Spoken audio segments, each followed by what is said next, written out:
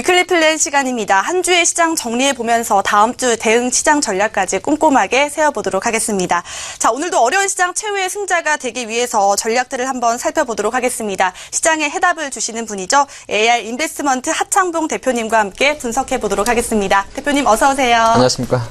네, 반갑습니다. 자, 이재용 삼성전자 부회장의 1심 선고가 시작된 가운데 이번 주에는 이 잭슨홀 미팅에 대한 경계감이 좀 나타나고 있는 것 같아요. 자, 일단 한 주 시장부터 좀 점검해 볼까요? 네, 아마 지금 2시 반부터 이재용 부회장의 1차 재판이 진행되고 있죠. 아마 조금 전에 속보로 나왔죠. 일단 재판부에서는 물론 확정은 아닙니다만은 뇌물죄에 대해서는 인정할 수 없다. 그런 이슈가 있다 보니까 잠깐 조금 전에 또 삼성전자라든지 또 삼성 관련주 잠깐 반등하면서 그런 흐름을 보여줬는데 사실 이번 주 증시는 이 삼성 문제가 아니다 하더라도 지난주에 우려했던 것보다는 상당히 좀 긍정적으로 시장이 올라온 것 같습니다. 일단 대외 부분도 살펴보면요. 미국은 사실 이번 주 도대체 트럼프의 발언 하나에 뭐 등락이 좀 온탕과 냉탕이 왔던 것 같습니다. 지난 수요일 같은 경우는 또 세제 개편한 기대감으로 200포인트 이상 급등하기도 했고 또 그 다음날 같은 경우는 멕시코 장벽안 설치에 대해서 금액적으로 한 16억 달러가 들죠. 어마어마한 금액입니다. 그래서 내가 멕시코에 장벽을 쌓으려니까 돈을 주지 않으면 의회를 셧다운 하겠다. 그런 공격적인 발언을 했죠. 그러다 보니까 다시 정신을 좀 조정을 보였는데 큰 그림에서 봤을 때 지금 미국 정신은 사실 트럼프의 발언보다는 지금 진행되고 있는 잭슨홀 컨퍼런스에 대한 경계감이 현재 약간 불안정성을 보여줬다. 그렇게 볼 수 있겠고요. 최종 결과 발표는 이제 우리 장이 끝나고 이번 주말에 다 나오죠. 아마 오늘 현지 시간으로 옐런 의장과 드레이 총재의 발언이 좀 예상이 되는데 뭐 많이 이번 주에 화두가 된 것처럼 제가 한참 동안 드라이 총재를 지켜봤는데 물론 가까이서 지켜본 건 아닙니다. 시장에서 지켜봤는데 입이 좀 무거운 사람입니다. 그래서 아마 22에 지금 시장의 가장 큰 관심은 22 통화정책 즉 20 유럽의 출구 전략에 대한 논의가 사실 크다고 볼 수 있죠. 그러면 아마 이번 잭슨홀 컨퍼런스보다는 아마 9월 초 중순에 있을 22 통화정책 회의로 약간 바통을 넘길 수가 있습니다. 그래서 지금 어떻게 보면 시장은 이번 주에 미국 증시도 글로벌 증시가 이 잭슨홀 컨퍼런스에 대한 관망 분위기가 높았지만은 아마 거의 다가 김 빠진 잭슨홀 컨퍼런스 결과가 나올 수 있지 않을까 그렇게 좀 보면서 이 부분은 이번 주 기준으로는 불확실성 해소로 좀 본다 그런 말씀 좀 드리겠고요. 우리 장으로 잠깐 들어와 보죠. 우리 장이 이번 주가 제가 지난주 세워드린 전략보다 조금 더 좋았습니다. 저도 사실 약간 북한 리스크는 완화됐습니다만 반등 속도 조금 약할 거라 봤는데 어느새 이번 주 장이 외국인들의 순매수가 들어오면서 어느새 지수가 이제 다음 주면 아마 코스피 2,400을 타진할 정도로 또 코스닥은 60선 정도 타진할 정도로 상당히 좋은 흐름인데 가장 결정적인 것은 환율이 좀 안정화된 거죠. 이번 주 월요일부터 얼지 프리덤 가디언 훈련이 있었습니다만은 북한의 어떤 돌발 행동은 없었고 또 외국인의 순매수가 계속 좀 들어오다 보니까 장은 꾸역꾸역 올라오는 그런 장이 좀 진행되고 있는 것 같습니다. 특징주로 보면 역시나 이번 주에 뭐 IT는 이제 하도 말씀드리니까 좀 빼고요.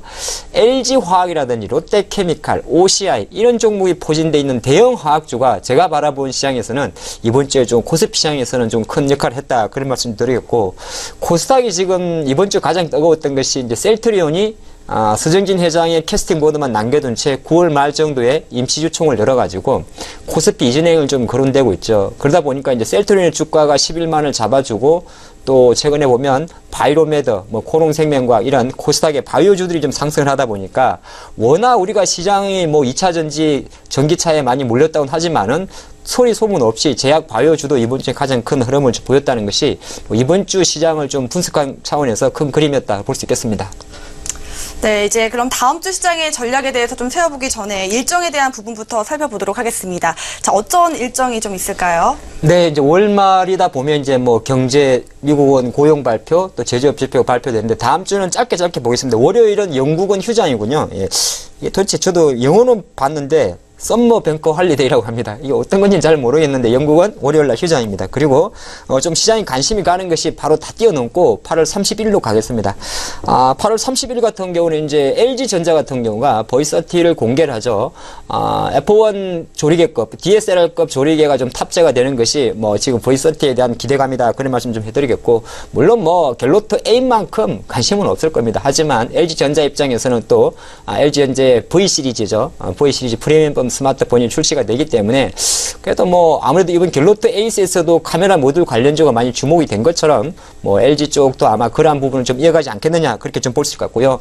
우리나라가 사실 금융통화위원회가 올해부터 이제 8번으로 줄였죠. 그러다 보니까 예전에는 항상 선물 옵션 만기주에 있었는데 이번 같으면 8월 말 다음 주에 있습니다. 31일인데요.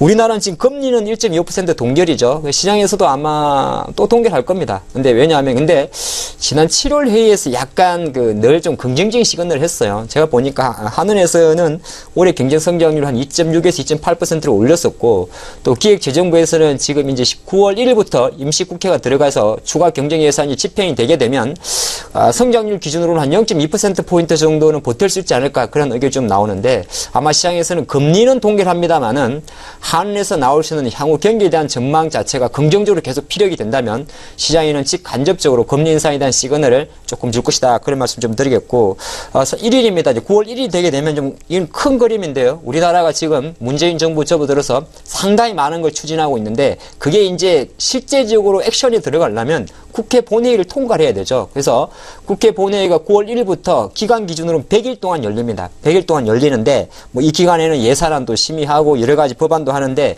주시장에 좀 많이 관심이 갔던 부분은 아무래도 초고소득자 대기업에 대한 정세 부분 그리고 지금 현재 공론화가 진행되는 신고리 원자력 5, 6호기에 관한 탈원전 부분 그리고 양도세 중과 부분 이런 것 자체가 이제 9월 달부터 임시국회에 들어가기 때문에 사실 그게 당장 결과는 안 나오더라도 큰 그림에서는 9월에 큰 하도가 되지 않겠느냐 그렇게 볼 수 있겠습니다. 네, 어느덧 8월의 마지막 주입니다. 주요 일정 확인하시고 투자 의견 일정 좀 받아보시면 좋으실 것 같고요. 자, 마지막으로 위클리 업종에 대해서 좀 살펴보도록 할게요. 어떤 업종을 저희가 주력해보면 좋을까요? 네, 일단은 지수가 그래도 다행히 2주 연속 반등을 해주고 있습니다. 그래서 저는 아까 조금 전에 코스피 지수를 좀 같이 보여주셔도 좋을 것 같은데요. 지수 위치로 봤을 때는 다시 한번 2,400선을 타진할 수 있는 자리가 다음 주는 좀 진행되지 않겠느냐 그렇게 좀 볼 수 있는 것 같고요.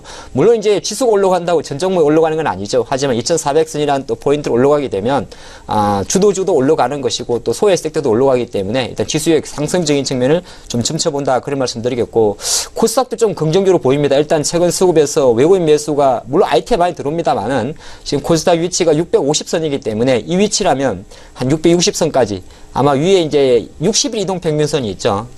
저항 매물 있습니다만은 지금의 반등세를 좀 가지 않을까 그렇게 보면서 시장에 대해서 긍정적 그림을 그릴 수 있을 것 같고요.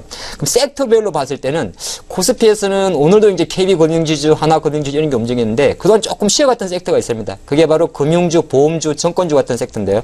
이런 지수가 코스피 2,400을 향해서 간다면 여전히 다음 주는 조금 시장에서 활력을 더 받지 않겠느냐 그렇게 볼 수 있을 것 같고 이 코스닥은 개인적으로 바이오주가 조금 눈에 갑니다. 이제 2차 전지나 전기체 반도체 섹터는 워낙 잘 가는 친구니까 제가 별도 언급을 안 드리겠고요.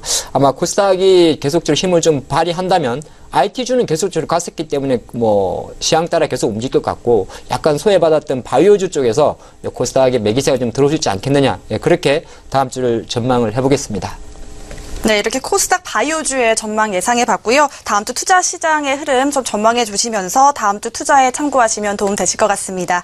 자, 위클리 플랜 시간이었고요. AR 인베스트먼트 하창봉 대표님과 함께했습니다. 오늘 말씀 고맙습니다.